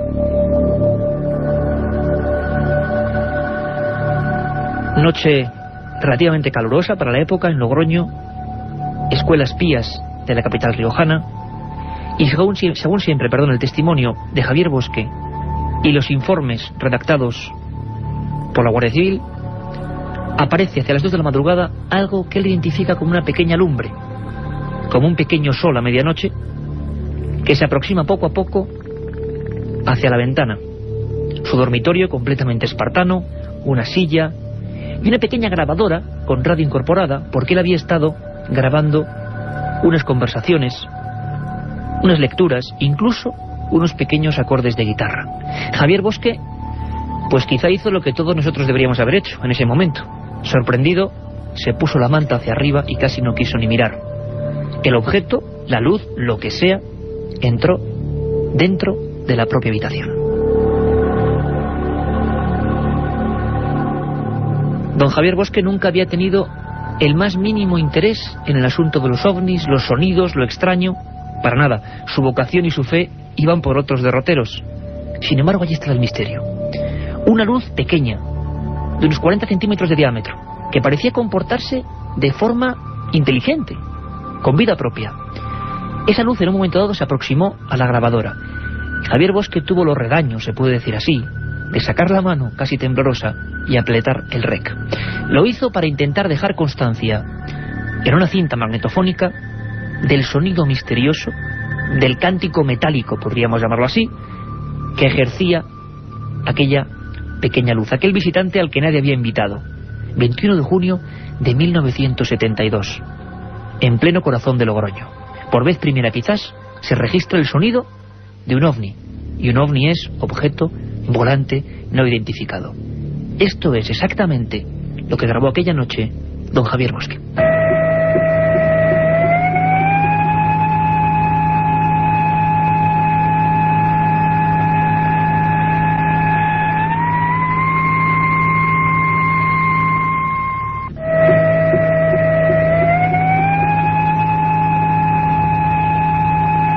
Un sonido, como pueden comprobar, molesto, acompasado, que a veces roza diversas frecuencias.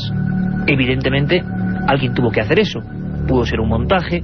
Bueno, las primeras investigaciones oficiales y policiales reflejan a las claras que esos picos de varios miles de hercios no han podido, bajo ningún concepto, ser realizados con los medios de los que disponía este muchacho. Este muchacho que fue encontrado aterrorizado dentro de su habitación, con la grabadora entre las manos, y que tuvo que verse sometido a varios interrogatorios, algunos de ellos oficiales.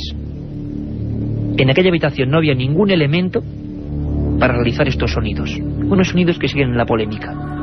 Queríamos recordar, sacar del viejo archivo, desempolvar la historia de Javier Bosque, porque quizá fue la primera, y parece, por lo que está pasando hoy en día, ahora mismo en Mallorca, que no va a ser la última. Entramos de lleno en el misterio.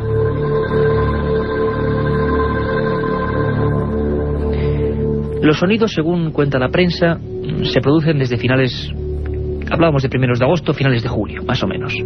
Toda la prensa de esa isla ha empezado a hablar del asunto, a escribir del asunto.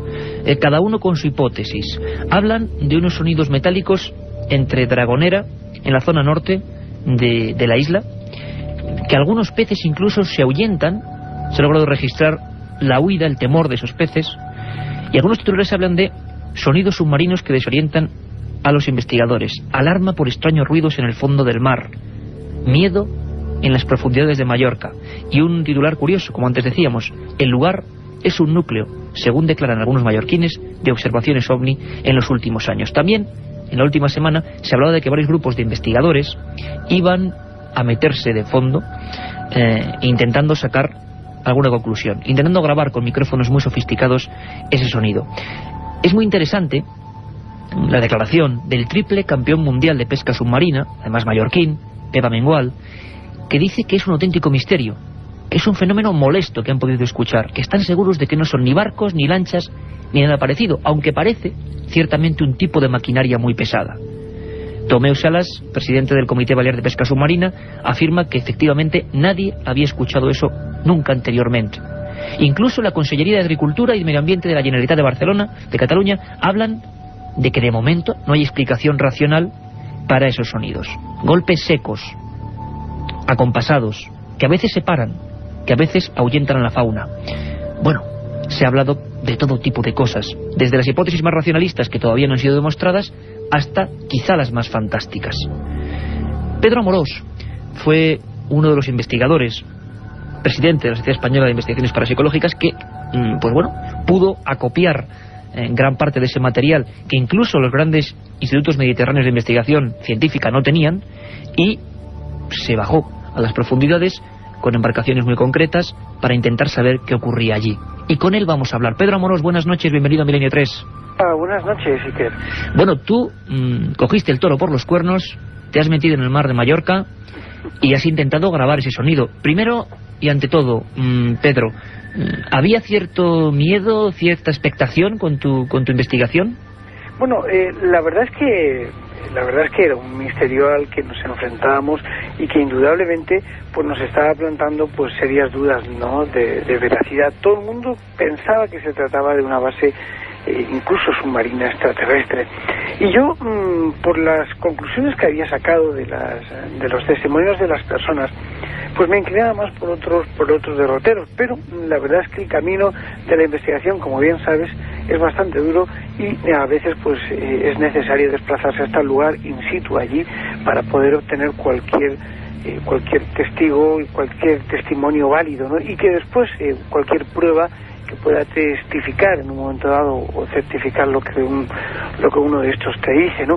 Por eso, desde mi punto de vista, encontrarme allí en Mallorca, encontrarme con todo este mare magnum de ideas y de distintos testimonios, porque ahora lo hablaremos, que es lo que más me ha sorprendido, que cada uno pues tiene un testimonio distinto de los sonidos.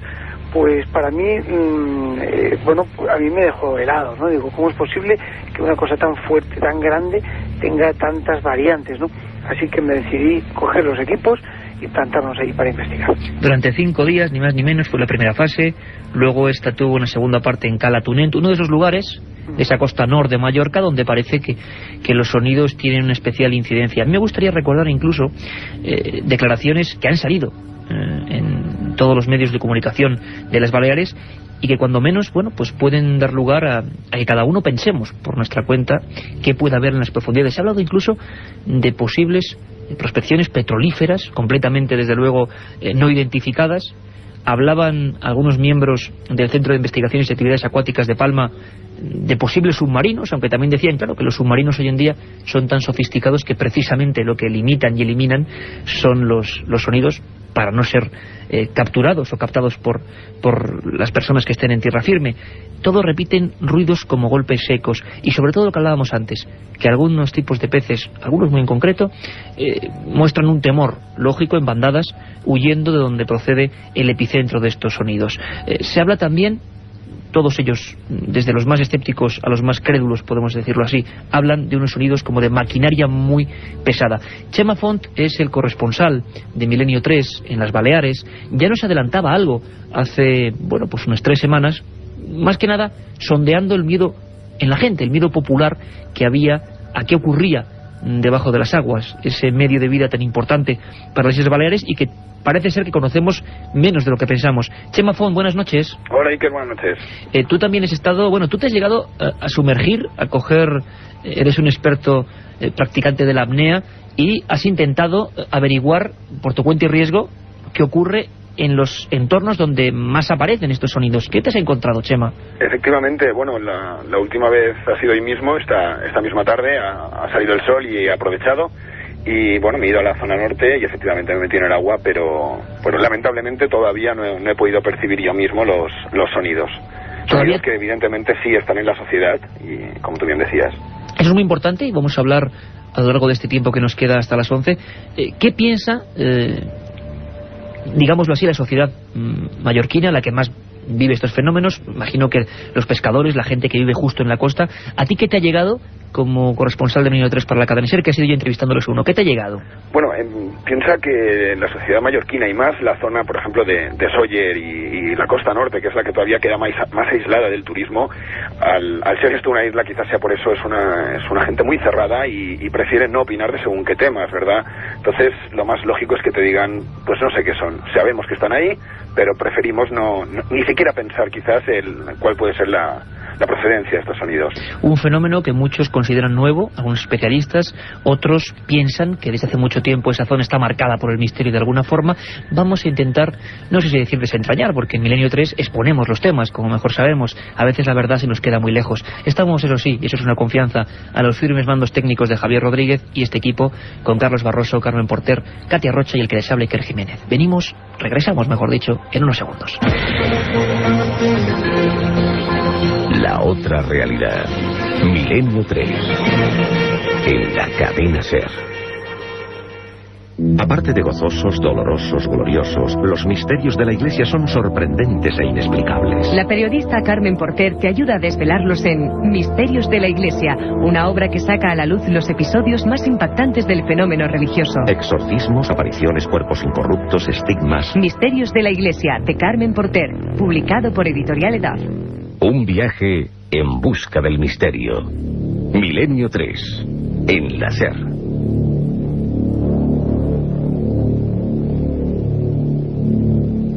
Sonidos misteriosos en Mallorca. Y antes de seguir ahondando en ese enigma, vamos a saber qué tenemos para esta madrugada, que os aseguro que está repleta de información, repleta de contenidos, repleta incluso de noticias, porque esta es de última hora, pero pasan muchas más cosas. Carmen Porter, buenas noches. Buenas noches, Iker. Pues mira, nos iremos hasta Galicia, donde se están produciendo unos supuestos fenómenos poltergeist en una vivienda de la localidad de Lalín. También hablaremos de esa extraña criatura que ya en un informativo anterior os comentamos. Una extraña criatura que se ha encontrado en Chile. Recordaremos un caso pasado y parecido ocurrido en nuestro país, en Girona. Y en el informativo... En Girona, que hubo en el año 89, creo, digámoslo así, el encontronazo con un ser que sigue siendo un misterio. Vamos a hablar de eso esta madrugada. Y en el informativo, que también viene muy cargadito, nos iremos hasta Italia, donde nuestro corresponsal de la cadena SER, Joan Soler, nos informará sobre el hallazgo de unos restos prehistóricos muy parecidos a los de Stonehenge. También contaremos la maldición de una vivienda que aparece traer a los rayos, ya que es la quinta vez que se incendia a causa de este fenómeno. Iker, ¿te acuerdas de que hablamos del osario que pudo contener los restos de un hermano de Jesús? Sí, la famosa urna de Cristo que tanta polémica está levantando. Pues ahora hemos sabido que en su traslado a Canadá ha resultado dañado. Bueno, todo eso y mucho más. Además, por supuesto, leyendas urbanas, viajes al misterio, libros, extraños personajes de la historia. Todo eso de madrugada. Ahora seguimos con lo que ocurre en Mallorca. Pedro Amorós, retomamos la historia. Mallorca, año 2002, extraños sonidos, gente un poco soliviantada. Todo el mundo expone su teoría. A ti, a día de hoy, tú has estado ya investigando con medios que no han conseguido incluso los institutos científicos. ¿A ti a qué te suena, nunca mejor dicho, todo esto? Bueno, pues a mí personalmente, si quieres mi opinión personal, te podría decir que después de haber escuchado lo que he escuchado, los testimonios y los resultados de los que imagino que hablaremos, Pues yo creo que se trata de algo natural, algo absolutamente natural. En la investigación que yo personalmente hice, pues hace ya un mes y pico, un par de meses, pues tuve la suerte de participar en una investigación directa con miembros del IMEDEA, del instituto perteneciente al CSIC, al Centro Superior de Investigaciones Científicas, y que de verdad quiero agradecer la gran hospitalidad que tuvieron y lo que nos ayudaron, porque nos pusieron material y lanchas incluso a disposición para realizar nuestras investigaciones. Desde luego, nuestro departamento de asesoría interna, por decirlo así, dentro de la Sociedad Española de Investigaciones Parapsicológicas, no nos permite enseguida volcarnos por pensar que pueda ser algo extraño, sino que lo que primero tendemos a pensar es descartar cualquier tipo de cosa natural y fenómeno normal, para luego, pues como es lógico, pensar que podría tratarse de algo que no tiene una explicación lógica, ¿no?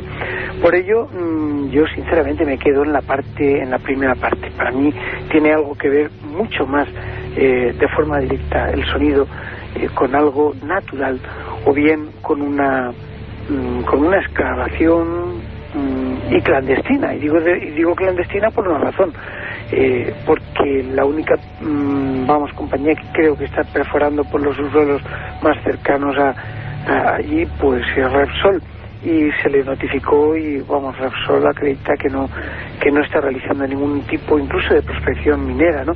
Con lo cual imagino que si tiene que ser una explotación minera debe de ser clandestina, o si tiene que ser cualquier cosa, imagino que debe de ser ilegal o no reconocida por el gobierno, ¿no? Porque si nos metemos en temas militares, en paso de submarinos, como decían algunos testigos, evidentemente ya la cosa empezaría a tomar un cariz un poco más serio, ¿no? Con lo cual yo me quedaría con eso, o con algo natural o con algo clandestino por parte de explotaciones mineras, excavaciones y demás. Lo que está claro, Pedro, es que casi todos los testigos se conocen bien el mar, submarinistas, profesionales, saben perfectamente que esto es raro. Y había personas, y quizá esto lo entronca con el misterio, con lo extraño, en este caso el mar enlazado con el cielo. Ha habido otros casos en el resto del mundo donde las supuestas apariciones de ovnis, como hablábamos en un principio, el caso de Logroño, se identifican con sonidos incluso debajo de los mares. Y en Mallorca, en ese lugar es, vamos a poner comillas, pero especial ese punto en concreto, y algunos puntos de la isla Balear, porque desde el año 78-79 ha habido una serie de personas de todo tipo de oficios, de todo tipo de inquietudes, que supuestamente se han encontrado con el fenómeno ovni. Por ejemplo, en el año 79, la noche del 11 de noviembre en concreto, una noche muy movida, de la que un día hablaremos, un avión de pasajeros tuvo que aterrizar de emergencia en el aeropuerto de Manises, perseguido por unos objetos misteriosos. Hay un informe extensísimo del Ejército del Aire. Lo curioso es que nadie logró fotografiar esa imagen, ese objeto, ese ovni, a pesar de que hubo cientos de testigos. Sin embargo, alguien sí lo hizo desde Mallorca. Desde ese lugar, uno de los puntos donde supuestamente hay sonidos, era Pep Climent. Joan Cole, otros personajes que se juntan en esa zona, creen a partir de ese momento, a partir de esa fotografía extrañísima de algo que emerge del mar, que ahí hay una base. Puede sonar un poco pueril o no, pero es lo que ellos creen. Y lo cierto es que en todo este tiempo, los periódicos como Última Hora de Mallorca hablan de observaciones constantes de luces a veces sin maquinaria interior, de luces aparentemente inteligentes sobre el agua. Chema Font, tú has investigado estos casos desde Mallorca a fondo. ¿Realmente sigue habiendo esa sensación por parte de ese grupo, o más gente comparte la idea de que los sonidos tienen que ver con algo que viene del cielo precisamente? Yo creo, Iker, que de cada vez menos. Es decir, la base submarina supuesta de ovnis, que como bien dices está un poco más al norte de Sóller, pero que sí, Climent y Joan Coy y estos señores son un poco los que más indujeron al tema.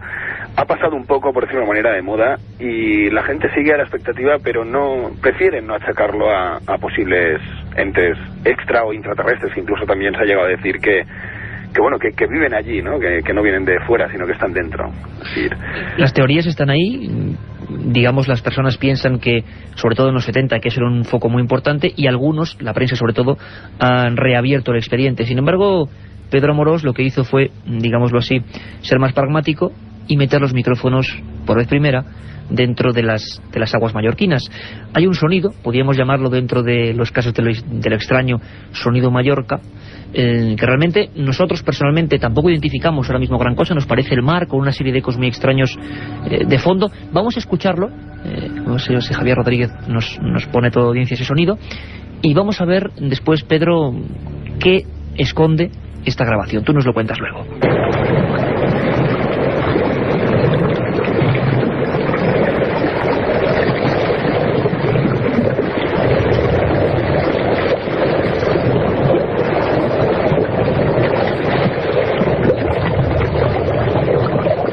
Yo escucho personalmente un sonido del mar y había una especie como de burbujeo o algo extraño, como muy interior. ¿Esos son los sonidos, Pedro, que asustan, imagino que a un nivel muy inferior de intensidad, como en otras ocasiones, a los pescadores y a las personas científicas del mar de Mallorca? Lo que verdaderamente es extraño es precisamente el ruido de fondo. El ruido de fondo, las burbujas son naturales, es un proceso natural de las burbujas del mar, pero lo que asusta es el ruido de fondo, que es una especie de sonido profundo. Es un retumbar impresionante que se repetía cada 30 segundos, cada 45 segundos. Pero un sonido como muy seco, como un pu, así, ¿no? Es como un estruendo. El periodista Teo Plaza y lo definía de una forma muy concreta. Me decía, Pedro, parece un terremoto.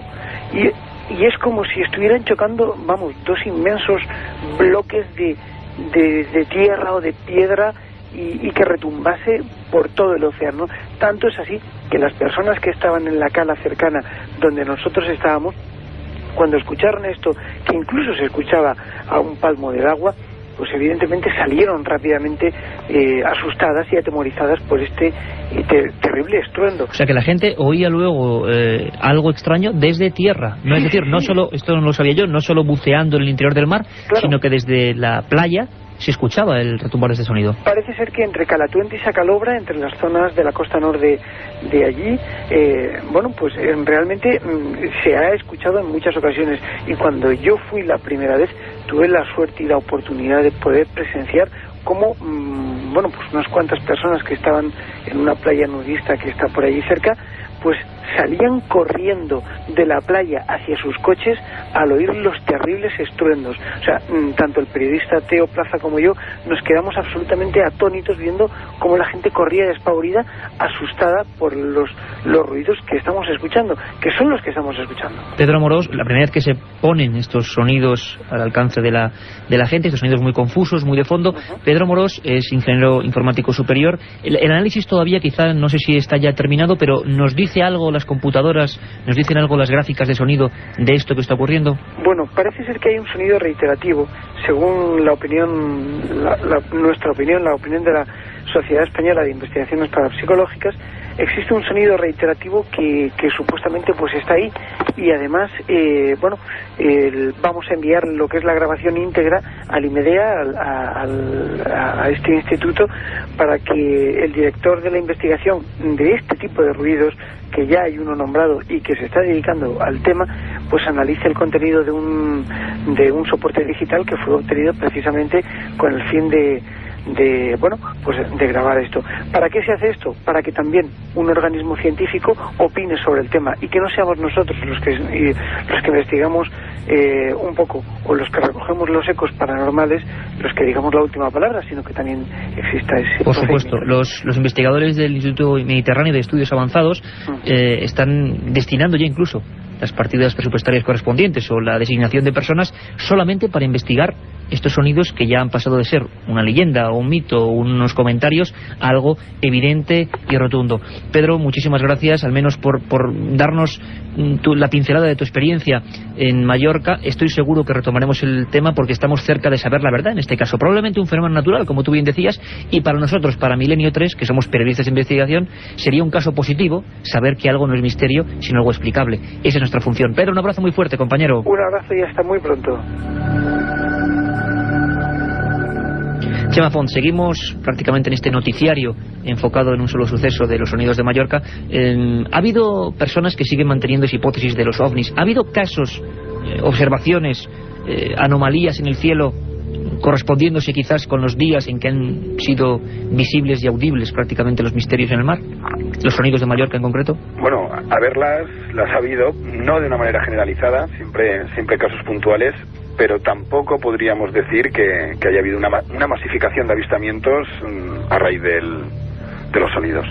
No ha habido una masificación todavía, esperamos quizá que no la haya, porque quizás lo más importante es que, sepamos muy pronto que hay una realidad, un misterio completamente explicado, desvelado, y que sin embargo a nivel social es interesantísimo observar esto. Provoca miedos, provoca incertidumbres, y hay personas incluso que nos afirmaban que no se metían en el agua porque vaya usted a saber qué maquinarios puede haber por ahí al fondo. Chema Font, muchas gracias, seguiremos muy de fondo esta historia, intentaremos desde luego llegar, si se puede, hasta las últimas consecuencias. Un abrazo, compañero. Igualmente, Iker, aquí estaremos. La pregunta sería, los militares, por ejemplo, la Armada Española ha grabado o ha tenido registros de fenómeno ovni de este tipo. Bueno, yo quiero terminar tal y como empezaba, no con Javier Bosque, sino con otra familia, una familia entera, la familia González de Audícana, que en un barrio bastante diseminado en las alturas de Bilbao, sobre la ladera del Monte Archanda, unas construcciones bastante desiguales, pues en una que es como un rascacielos prácticamente, una noche de 1976 observaron la presencia sobre los altos hornos de Eva Echevarría de una especie de luminaria ovalada rojiza que les soliviantó, como a muchos otros vecinos. Ellos tuvieron quizá el valor de salir a la ventana y de grabar con una grabadora de pilas un repiqueteo, un sonido que prácticamente toda la barriada le hizo salir. Esa cinta magnetofónica con este sonido que vamos a escuchar ahora fue enviada, a la Armada, a los laboratorios de la Armada de Cartagena. Escuchen un momento, por favor.